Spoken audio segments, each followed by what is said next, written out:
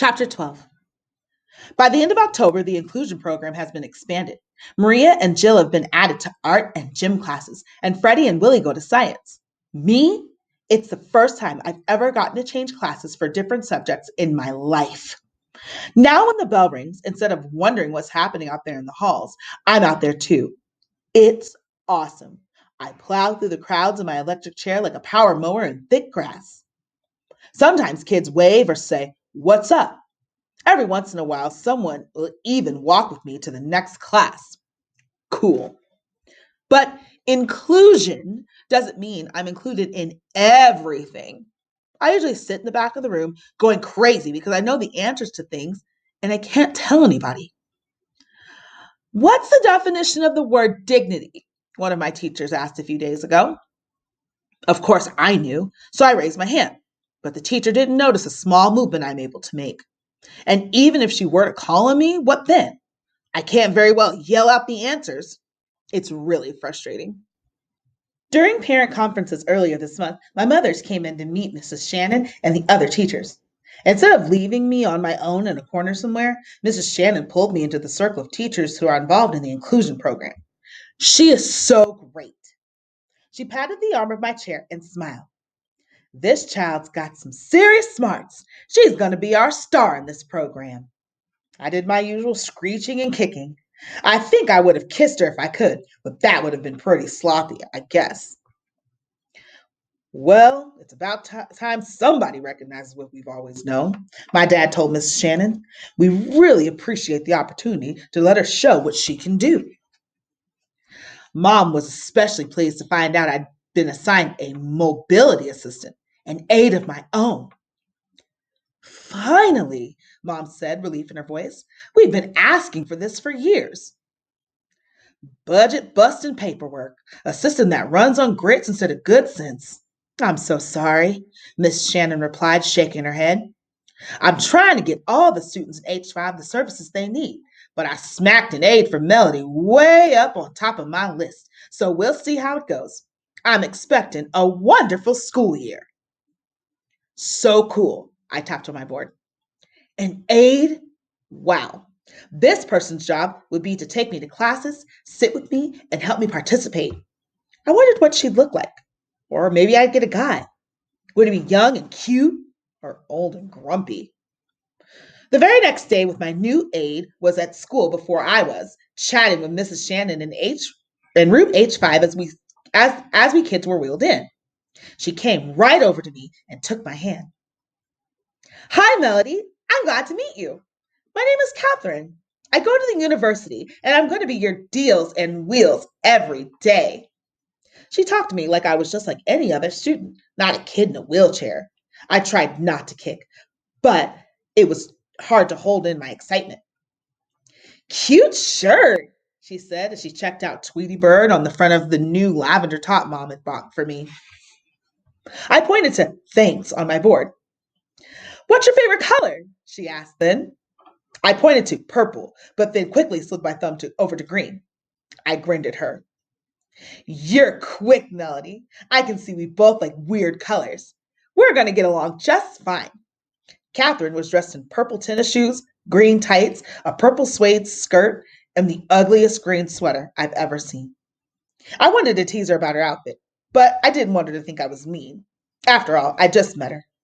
I searched all over my board for a way to jokingly make fun of her clothes, but I couldn't think of a way to do it. So I gave up. It is so hard to say stuff. So now it's Catherine who helps me at lunch so I don't make a mess, and Catherine who reads off the answers I point to on my board. She's added some more words and phrases to it. And she helped Mrs. Shannon order the books I need to read. She even makes sure the headphones don't fall off my ears. The regular fifth grade language arts teacher, Miss Gordon, is not much older than Catherine. She almost explodes with energy and makes books seem like live action plays. She jumps up on the table. Sometimes she sings. She lets the class act out our parts of stories, and sometimes she even turns books into games. Vocabulary bingo, Miss Gordon announced one morning. Donuts to the winning team. As they played, my classmates broke their necks to get the right definition, screamed out answers, and groaned when they messed up. In just half an hour, every student in the room knew all 20 vocabulary words. Miss Gordon gave donuts to the losing team, too, but the winners got the ones with the chocolate sprinkles. I knew all of the definitions, but the other kids moved too fast for me. Chocolate would have made a mess of my clothes anyway. One unusually warm day this week, Miss Gordon brought in fans and spray bottles of water and let us eat popsicles in class. Orange ones, of course, in honor of Halloween, while she read poems about pumpkins and ghosts. Catherine held my popsicle for me with a paper towel under my chin. We didn't spill one drop. Miss Gordon does other cool things too. Like when she decided the class would read the story of Anne Frank, she had the kids take turns squeezing into a small space she had built under a table so they could understand how Anne might have felt. I couldn't do that, but I got the idea. And she's assigned other great books this semester. I'm listening to Shiloh by Phyllis Reynolds Naylor and The Giver by Lois Lowry, and there's one called Tuck Everlasting. The kid never gets to grow up. Staying a child forever is not as cool as folks may think. Because of Mrs. V, I could actually read the books, but the print is usually very small, and it's hard for my eyes to stay on the right line. And nobody has figured out the best way for me to hold on to a book without it falling on the floor a million times. So I usually choose the audiobook instead of the written version. I even take tests now. Catherine reads me the question and I point to the answers on the sheet she places me on my tray. I pass every single test and she doesn't help me one single bit. I would probably get 100% on each one, but some of the questions require long answers I just can't explain with the words on my board. One time in spelling, Miss Gordon read the words aloud, and I pointed to the letters on my board. Catherine wrote down what I pointed to so I could follow along with the test. Claire and Molly, who are always watching me, it feels like, begin to complain. It's not fair, Claire cried, waving her hand to get Miss Gordon's attention. Catherine cheats for her, Molly added. What is it with those two? It's like they're jealous of me or something. And that's just plain crazy. At the same time, I realized they actually thought I had it easier. That sure was a first. Last Monday morning, Miss Gordon told the class, as some of you may know, because I do this every year, our long-range fifth grade project this year is our biography unit. We will read the biographies of famous people, do a report on famous person of your choosing, and each of you will also write your own autobiography. Well, it's got to be short. What can you do in 11 years? Connor, the big kid, shouted out. Everybody laughed. In your case, Connor, Miss Gordon replied, I'm sure you'll think of way too much. Can I do my report on the guy who invented hamburgers? Connor asked to more laughter. I doubt if we know who made the first burger, but you can do your report on the person who founded McDonald's. He got rich off of hamburgers and fries. Awesome. My kind of dude, Connor said. Rose raised her hand. I love the fact that she's in all of my inclusion classes. Miss Gordon, when does all of this due? Rose is the type of student who takes all kinds of notes in a bright red spiral planner and never misses a homework assignment. Relax, Rose. We've got until the end of May, and I'll walk you through each segment one step at a time. Tomorrow, we'll talk about how to write your memories. Rose seemed satisfied, but I noticed she scribbled almost a whole page in her notebook. I'd give anything to do that. But working on stuff the teachers in the regular class assign is just plain awesome. History class is even better than language arts class, even though the teacher, a man named Mr. Deming, has none of Miss Gordon's spark. Balding and pudgy, he's been teaching at the school for over 20 years, and kids say he's never been absent, not even once. Clearly, he loves what he does. His car is always in the parking lot when our bus rolls in and always there when we leave for the day. He dresses like a TV preacher in three-piece suits with vests most days. I've never seen him without a crisp white shirt and a colorful tie. I wonder if his wife picks him out. Some of them are really sharp. Mr. D loves history. He can quote facts and dates and wars and generals like somebody on a game show. I bet he could win on Jeopardy! The other students don't seem to like Mr. Deming much. They call him dimwit dimming behind his back.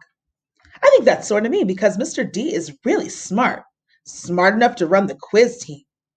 When Mr. Deming got to American presidents in class, I rocked. He gave the students a list of presidents and all their vice presidents and told us there would be a test in a week.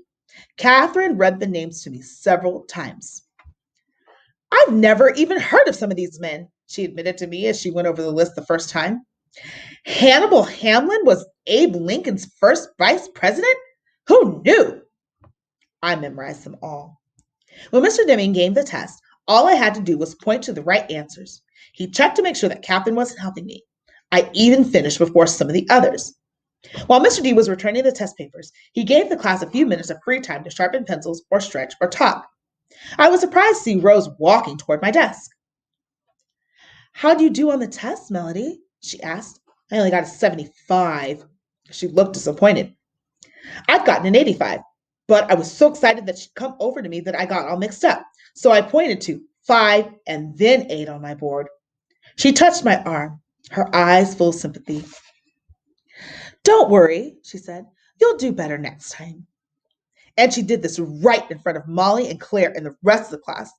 There was no way I was going to tell her what I really got on the test. I tried to think of something to say so she'd stay longer. Pretty and shirt was all I could come up with using my lame board. I sure could use a word choice that said cool outfit, but somehow Miss V had overlooked that one. But Rose beamed. You look nice today, too. I really didn't. I had on a faded blue sweatshirt and matching sweatpants. Mom hardly got me anything else these days. But I hate sweatsuits. If I could choose, I'd wear blue jeans with sparkly decals, a blouse with decorated buttons, and a vest. But I had no way to tell Rose that, so I just pointed to thank you. Incredibly, she touched my arm one more time, then she went back to her seat and her friends. Then the bell rang. Class was over, and I had to go back to H5. No more inclusion, no more Rose, and 4 more hours of school left. Even Catherine left. She had afternoon classes at the university and hurried to get there on time. Mrs. Shannon was out sick that day, so I sat quietly with Ashley and Maria and Carl and Lily while we watched The Lion King. Again.